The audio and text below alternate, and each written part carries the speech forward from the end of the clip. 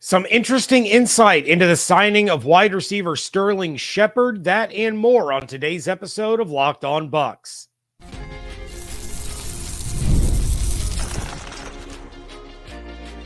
You are Locked On Buccaneers, your daily Tampa Bay Buccaneers podcast, part of the Locked On Podcast Network, your team every day.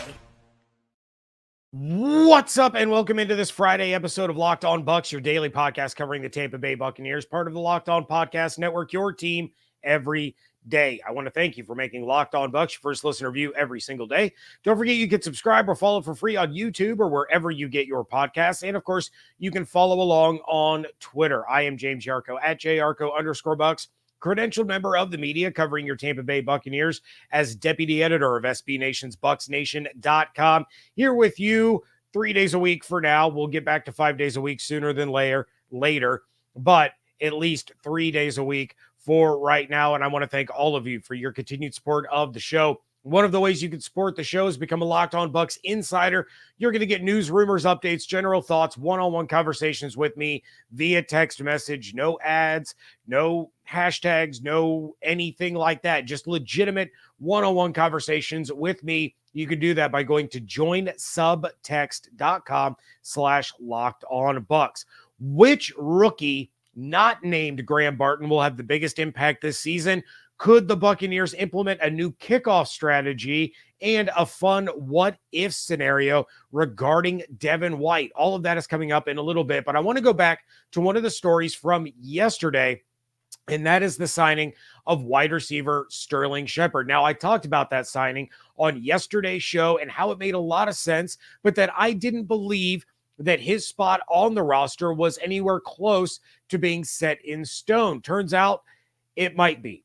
Josina Anderson took to Twitter to relay a conversation that she had with Shepard following the signing and the significant role that Baker Mayfield played into it. Anderson tweeted, "Just got off the phone with new Bucs wide receiver Sterling Shepard, who's astounded by sudden change of events." Josina went on to quote Sterling saying, quote, "It's hard not to smile right now. I wasn't expecting this. 3 days ago, Baker texted me asking, 'How does your body feel?' I said, 'I feel great. How's the baby?' Baker said, 'The baby is good.'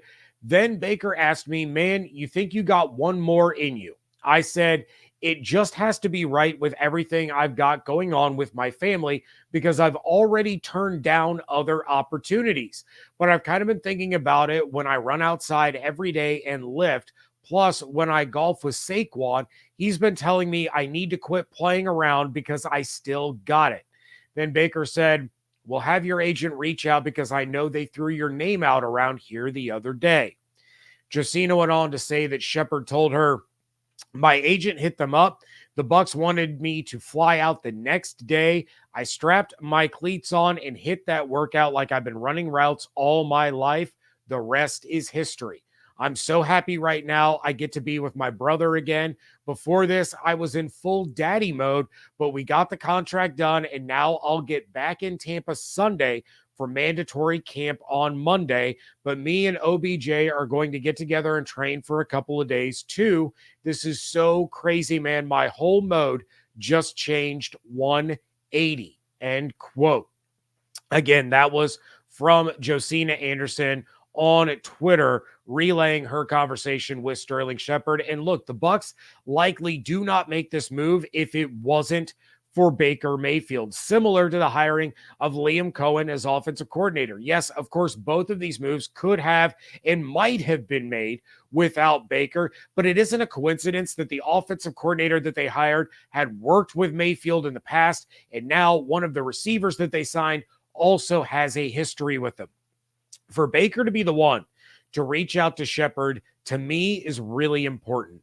He very easily could have heard the name floated around and ignored it, or spoken up and said, "No, you don't want him here."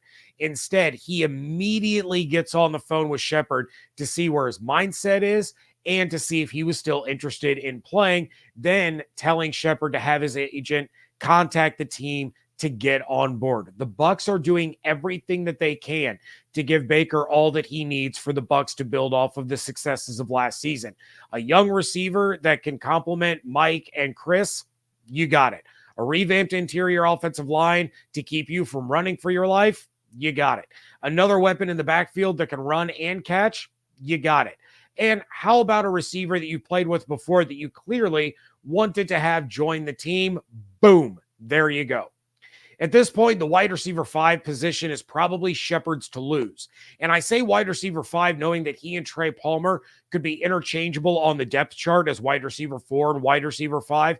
And while I felt at the time of the signing that this was a veteran player brought in with the chance to make the team and round out the receiver room, this appears to be more of a signing that the Bucs made to show Baker that he's their guy. And if they can make things happen for him that he believes will help the team, they absolutely will do that. This is Baker's team now. And he's going to be set up for as much success as humanly possible. Now, it's about getting everyone on the same page in the offense and getting the little things worked out as much as possible before training camp.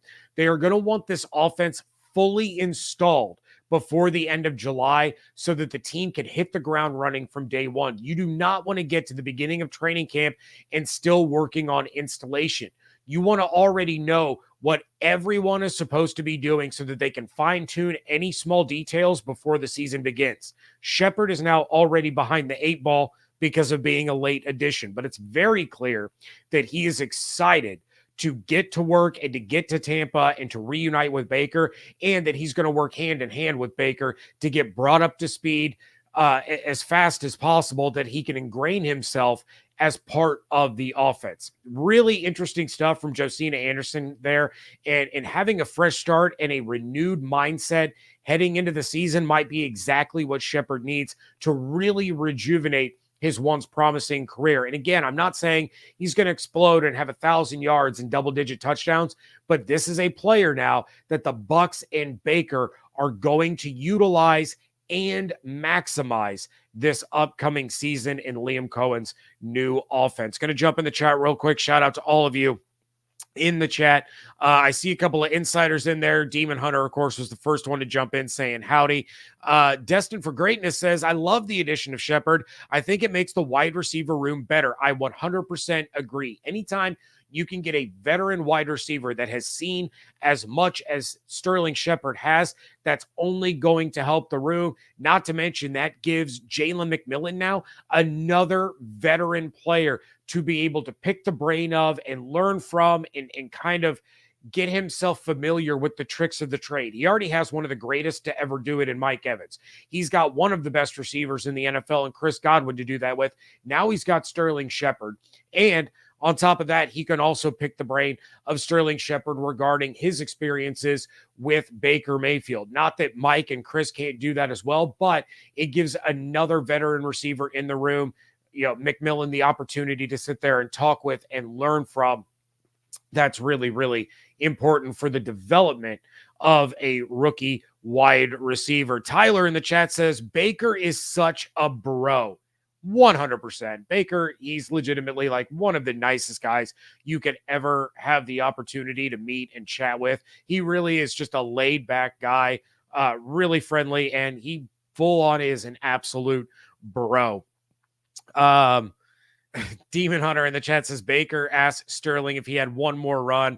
Let's get that Lombardi. 100%. But it's going to take more than Baker and Sterling Shepard to be able to get that Lombardi. So which rookie not named Graham Barton is going to have the biggest impact this coming season? That is coming up next on today's episode of Locked On Bucs, part of the Locked On Podcast Network, your team every day. Passion, drive, and patience, the formula for winning championships, is also what keeps your ride or die alive. eBay Motors has everything you need to maintain your vehicle and level it up to peak performance. Superchargers, roof racks, exhaust kits, LED headlights. You guys know that for both my car and my wife's car, full sets of brakes and rotors. Whether you're into speed, power, or style, eBay Motors has got you covered. With over 122 million parts for your number one ride or die, you'll always find exactly what you're looking for. And with eBay Guaranteed Fit, your part is guaranteed to fit your ride every time or your money back. As somebody who is not super car savvy, that guaranteed fit gave me a very large sense of relief that I'm not going to have to deal with returns or having to deal with shipping back and forth, because I knew it was going to fit my vehicle. No worries. Because with eBay Motors, you're burning rubber and not cash. With all the parts you need at the prices you want, it's easy to make your car the MVP and bring home huge wins. Keep your ride or die alive at ebaymotors.com. Eligible items only. Exclusions apply. eBay Guaranteed Fit only available to U.S. customers. Thank you again for making Locked On Bucs your first listener view every single day. Every dayers, make sure you are coming back on Tuesday. Tuesday is when I will be back with the next show. We're going to hit you with Tuesday, Wednesday, and Thursday at the very least next week. Now, if something big happens over the weekend, I will go ahead and have a Monday episode. Insiders, you'll already know. I'll shoot you a text and let you know that there is an episode coming on Monday. But right now, the schedule is Tuesday, Wednesday, Thursday for next week. In the meantime, do you want to hear the latest news from around all of sports? You had the NBA Finals kicking off on Thursday night. The Stanley Cup Finals starts over the weekend. NFL news, because the NFL never sleeps. You want to hear more than just the national narratives with manufactured arguments and screaming. Make the switch to Locked On Sports today. It's a free 24/7 sports streaming channel program for you every day to bring you the biggest stories without all that screaming. Locked On Sports Today brings you cannot miss analysis, opinions, and news, streaming 24/7 on YouTube or the free Amazon Fire TV channels app. That's how I watch it. Part of the Locked On Podcast Network, your team every day. Lots more mailbag questions came in on Thursday and had another one trickle in on Friday, and we're going to get caught up on those. And we're going to start with one from Insider Mike, who asked which rookie not named Graham Barton is going to have the biggest impact this season. And when I first read the question, my immediate thought was it's Jalen McMillan. I wanted to say Jalen McMillan so badly. I really, really did. But my answer is Bucky Irving, and here's why. Last year, Rachaad White was essentially a one-man show. Chase Edmonds had some contributions, then he got hurt. Keyshawn Vaughn was sparingly used and didn't produce anything. He was released. Sean Tucker didn't produce anything close to being the player that the Bucs thought he was going to be when he was a priority undrafted rookie. Edmonds came back, still wasn't a huge factor. Outside of the poor blocking that Rachaad White had to deal with, he was basically left to do it all on his own if the Bucs were going to produce anything in the run game, and he couldn't shoulder 100% of the load. He took almost 80% of offensive snaps last season, and for a running back in today's NFL, that's insane. Rachaad actually finished fourth in the NFL in snap percentage among running backs. Kyren Williams was number one at 82%.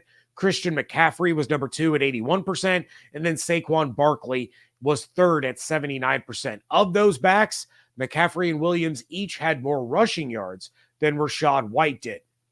Now the Buccaneers have added a new weapon to the arsenal to take some of that pressure off of Rachaad. They'll still use Edmonds, but Irving is going to bring relief for White in the fact that he's every bit as effective as in both the run and the pass games, so the two can switch in and out seamlessly, which of course helps the offense be able to execute the full playbook regardless of which running back is on the field. I think when all is said and done, Irving is going to have a larger share of the team's rushing production than McMillan is going to have with the team's receiving production. There's only one ball to go around, and we know, or at least we think we know, that McMillan is probably at best the fifth option heading into training camp. Mike Evans is number one. Chris Godwin is number two. Then you got Cade Otton and Rachaad White, who are, 3A, 3B. One can be the third option, one can be the fourth option. But those two guys, to me, are the next ones in line. Then you have Jalen McMillan. But if Bucky is in the game for Rachaad, he's now going to leapfrog Jalen McMillan in terms of opportunity, because he's either going to get a straight handoff or he's going to be the check down option if there isn't anything open down the field. So again, he'll have more opportunity than I think McMillan will overall, given the fact that he's going to run the ball and he's going to catch the ball. So when we look back at the end of the season, you're going to need to remind me of this question so that we can revisit it and see if I was right or not. But that's my initial thought on the biggest impact from a rookie that isn't Graham Barton, because obviously Barton's impact is going to be felt in both the run and the pass game. It's going to be massive. But Bucky Irving is the other guy that really jumps out to me of this guy's going to get a lot of opportunity, and I think he's probably going to end up making the most of it. Insider Fausto, I saw him in the chat, said that he figured I was aware of the kickoff situation in Kansas City and asked if the Bucs were to do the same, who would be a good kickoff person if Tampa ends up going with that approach. So for those of you that don't know, here's what the Kansas City Chiefs are doing with their kickoffs. They are not having Harrison Butker do the kickoffs. They are taking a position player that can kick the ball off and then transition quickly into a tackler because of the adjusted rules of kickoffs. They want an additional tackler out there to kind of be the last line of defense. And honestly, when it comes to the Buccaneers, I really don't know what player on the team could take over those kinds of duties. I just don't know who has that kind of leg outside of the kickers. I know back in the day, like Chad Ochocinco was big into soccer. He got to do some kicks in preseason, but I honestly couldn't tell you who on the Buccaneers would be able to kick off without it resulting in a penalty. And by that, I mean, you have to remember that there are certain zones now on kickoffs that have to be reached. Otherwise, it results in a penalty for the kicking team. If I remember correctly, I think it was Dare Ogunbowale years ago that had played soccer. His sister was or still is a professional soccer player. But as far as this team goes in 2024, if I had to choose someone based purely on a guess or speculation, I'll say Zion McCollum. You know, he seems like the kind of guy that would be sneaky athletic enough to be able to pull off a kickoff. You might have that kind of leg strength in him. And then, of course, obviously, being a defensive player, he can quickly turn into the last line of defense, be on the coverage, and be able to take down whoever is returning the kicks. But I'm sorry I don't have a more clear answer for you, but I don't know who they would have that has that kind of leg. Ultimately, I don't think it's going to be a problem. I think Jake Camarda is going to maintain those duties, and he will be the kickoff guy. But this is a question that we could have answered for us once we get into training camp if the Bucs start playing around with those kinds of things. Scotty J, I knew Scotty J was going to be excited about the Sterling Shepard signing. He says Sterling was amazing to watch in Norman. Scotty J, a big Oklahoma Sooner fan. Destined for Greatness says, I could see him being big for the return game and taking over as RB2. I absolutely think he is going to be one of the guys in the running to be one of the return guys. And I do think he will end up with far more opportunity than Chase Edmonds throughout the season on offense in terms of offensive snaps and carries and opportunities in the passing game. There's a reason that they drafted Bucky where they did and over some of the other running backs that were still available. You all know that my heart is still broken over not drafting Audric Estime, but I think Bucky Irving is what this team and this offense was really looking for in terms of being able to switch him in and out and be interchangeable with Rachaad White and the skill set that Rachaad already brings. We got Demon Hunter in there saying Barton has already made a huge impact and the season hasn't started. 100% agree. There is no doubt about that. Barton really has the opportunity to change the landscape of how this Buccaneers offense looks. We are going to play a Buccaneers version of What If, involving the best safety in the league and a player that isn't with the Buccaneers. That's next on today's episode of Locked On Bucs.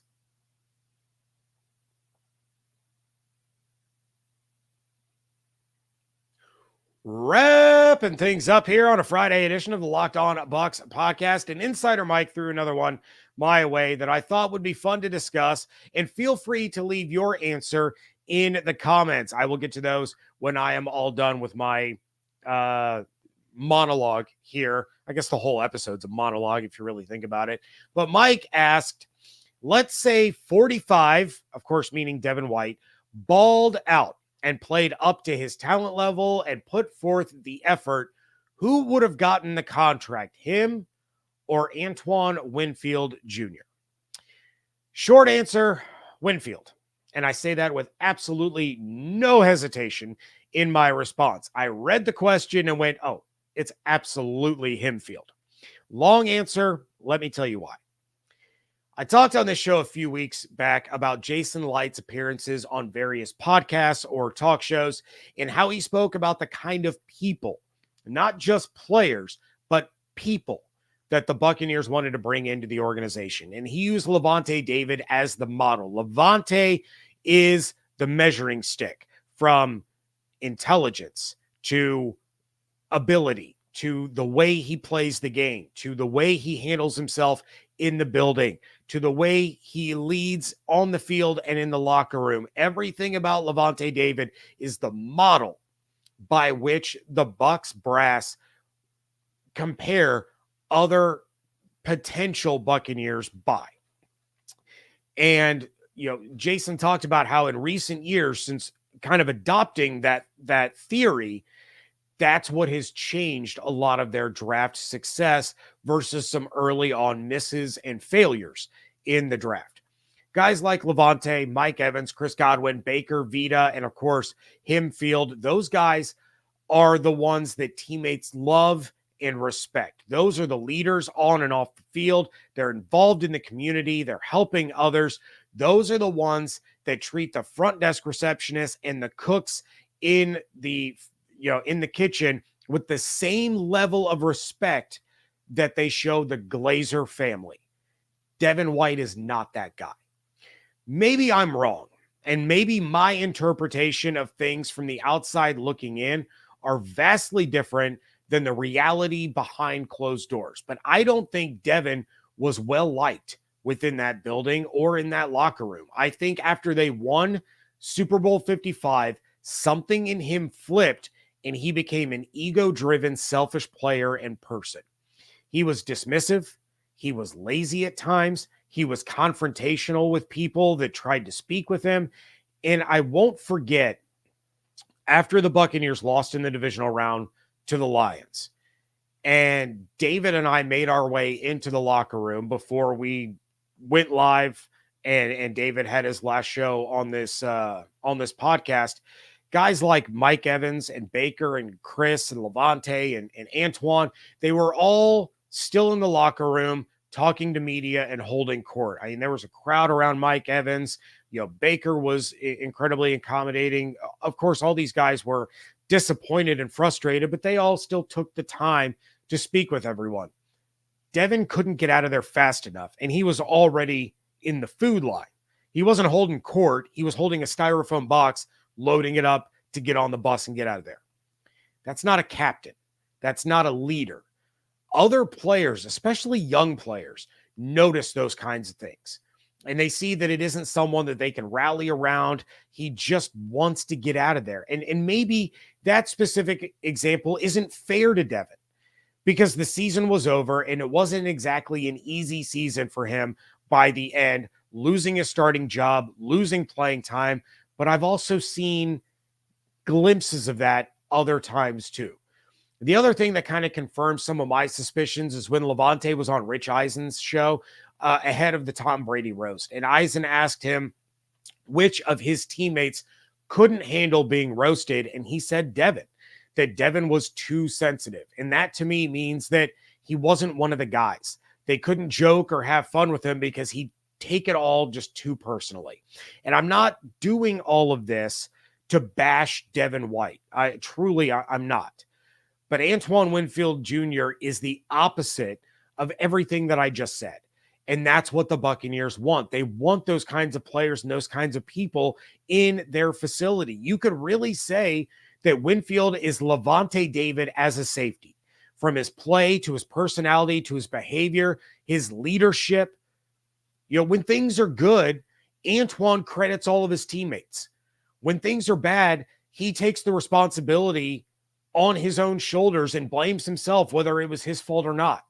Name one time Devin White ever did that.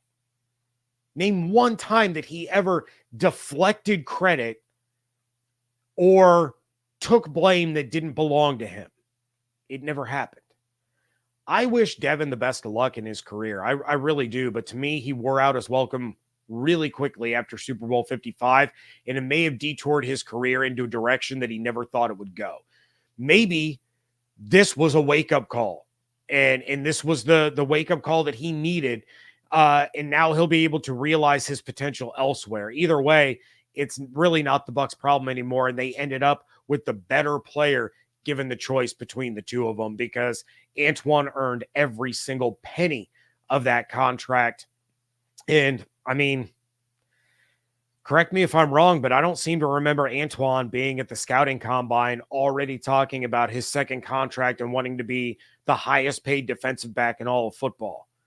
Devin White, before the draft even happened, was talking about how he wanted to be a $100 million linebacker. That was the focus. At the end of the day, Antoine was the superior player at his position, and he got the contract to prove it. Devin White got a prove it deal because he's fallen off since the Buccaneers hoisted the Lombardi Trophy back in 2021. Going to jump into the chat one more time. Let's see what, oh my goodness.